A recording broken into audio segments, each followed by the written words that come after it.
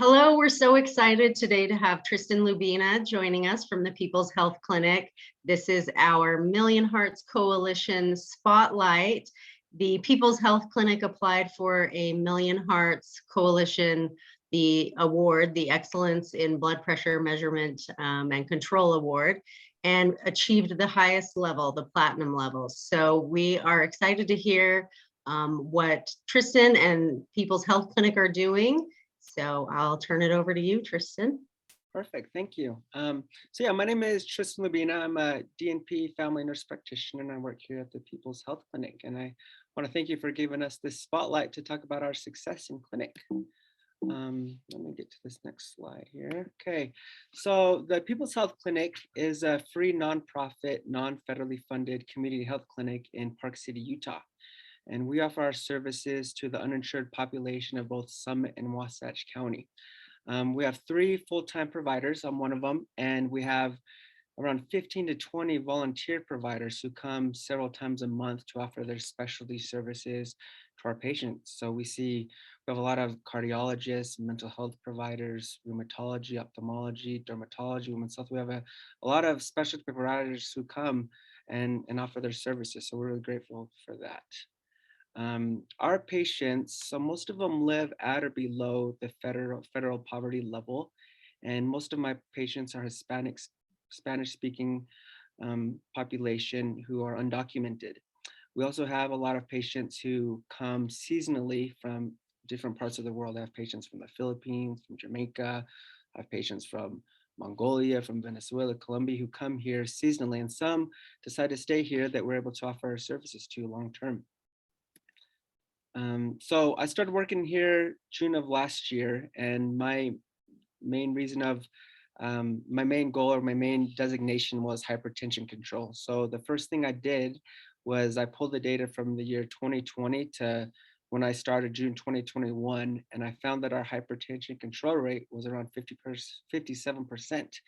And that kind of alarmed me a little bit because I'm like, man, 50% of our patients, almost around 50%, don't have their blood pressure under control. So there's a few things I noticed in our clinic, which maybe a lot of other clinics are noticing, is one, we had a lot of volunteer providers, a lot of specialty providers. So when the patients would come in and get their vital signs taken, their blood pressure really wasn't noticed, and they weren't scheduled for follow-up appointments. The next thing I noticed is we didn't really have a good home blood pressure monitoring program in place, and we didn't really have a good flow of how to evaluate how to manage elevated blood pressures in clinic. And the last thing I saw was a lot of our hypertensive patients didn't really find that hypertension was a priority. For example, they come here for a common cold, they come here for musculoskeletal issues, and they didn't really care about their blood pressure because they don't really feel it. So I had a couple of goals being managing blood pressure. So the first goal for me was I was designated to be the hypertension champion. So what I did is I dedicated 2 to 3 hours per week to call all of the uncontrolled hypertensive patients. And I'd also have a list of patients who had multiple in-office visits of blood pressure greater than 140/90.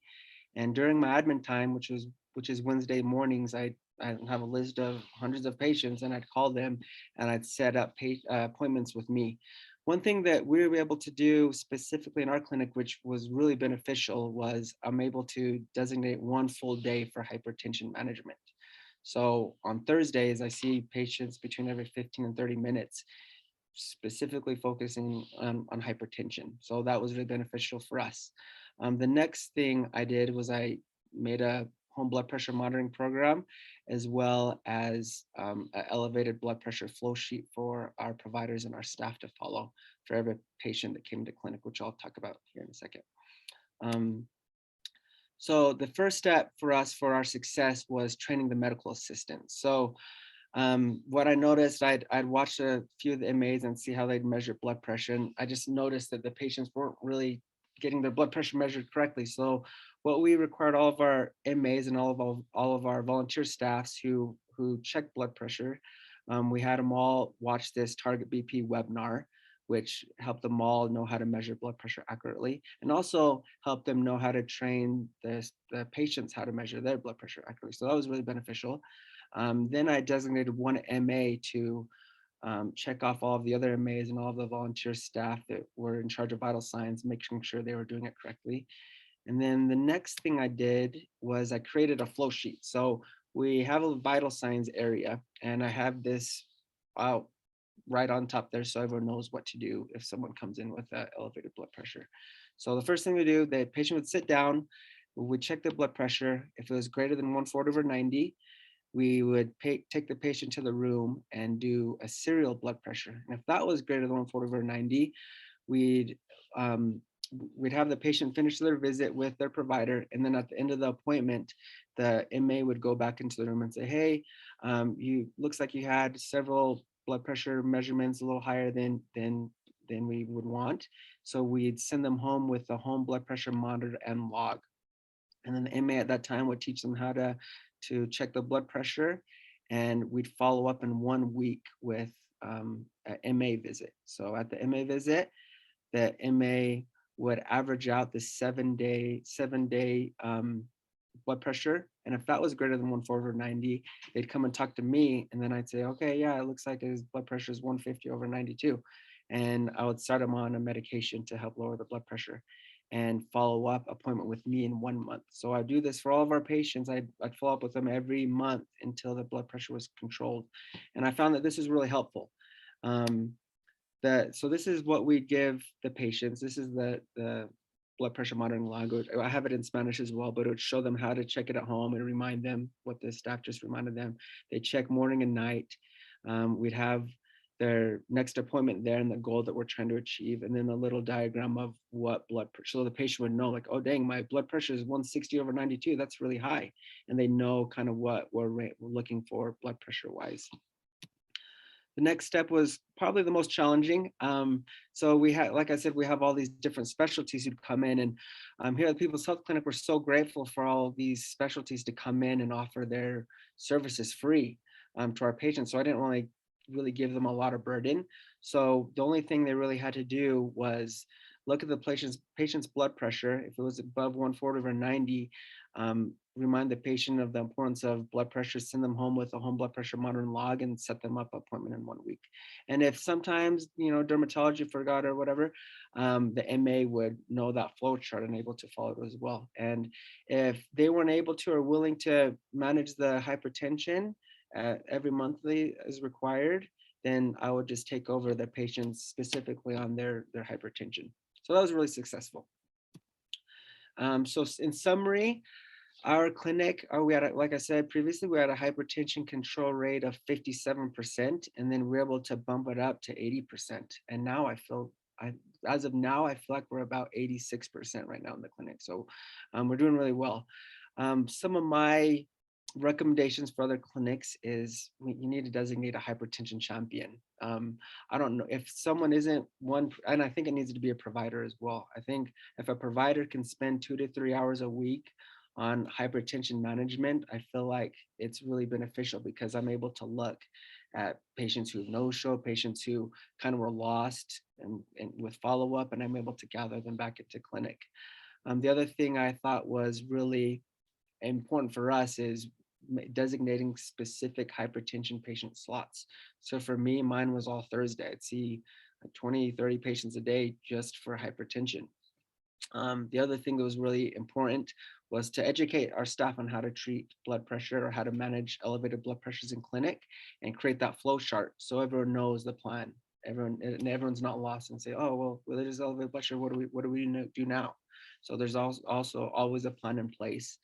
The other thing that was successful was for me to look at that sign out binder of all the patients who had home blood pressure monitors signed out and make sure they came to that 1 week appointment, make sure they came to that 1 month appointment. And if not, if they no showed me, I was able to call them and say, hey, remember your blood pressure is high. What is your blood pressure looking at home? Let's schedule another appointment. So I'm continually on the phone. Me and my MA is always on the phone, having them schedule appointments with me.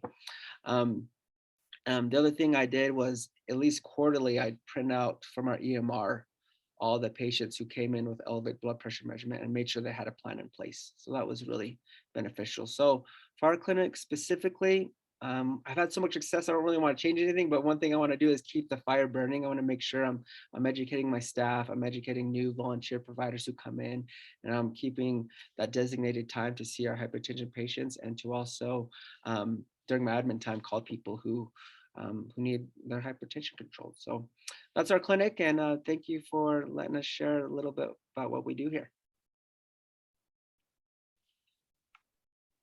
Thank you for sharing and congratulations. You have had a lot of success.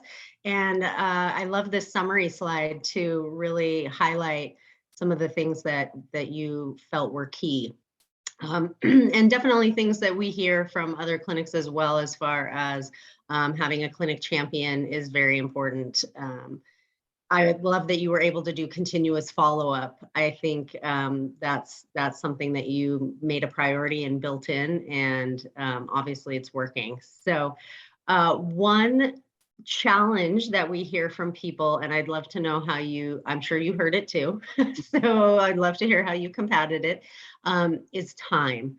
That we don't have time to do follow-up blood pressures. We don't have time to make these phone calls for appointments. We don't have time to do like a full good training of patients when they walk out the door with their loaner blood pressure cuff. And you've obviously been successful with those things. So was that a challenge you heard, and what did you do about it?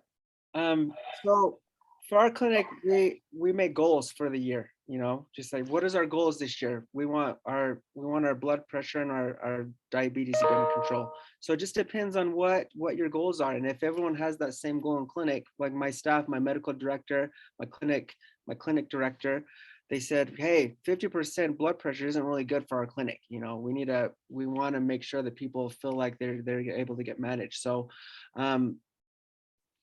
for time's sake, I mean, I being at other clinics, I feel like we all have admin time, and maybe just spending 1 or 2 hours a day. And I feel like there's time. I don't know. We just have to make it a priority. That's what I'm thinking. We have to make it a priority.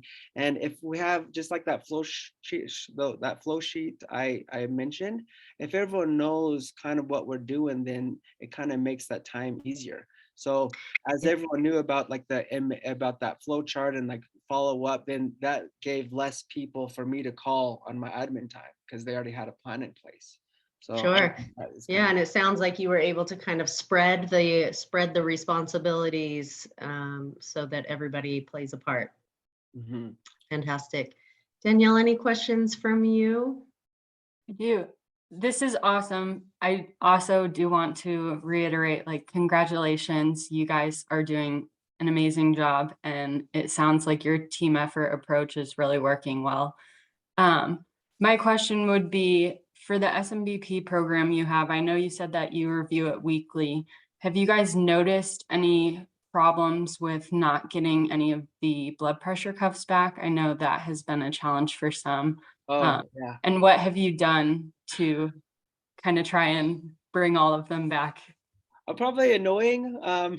So I have a list of patients in that binder, and I should have brought my binder in to show you, but I have patients from last year that I'm still calling like every other week or monthly to remind them.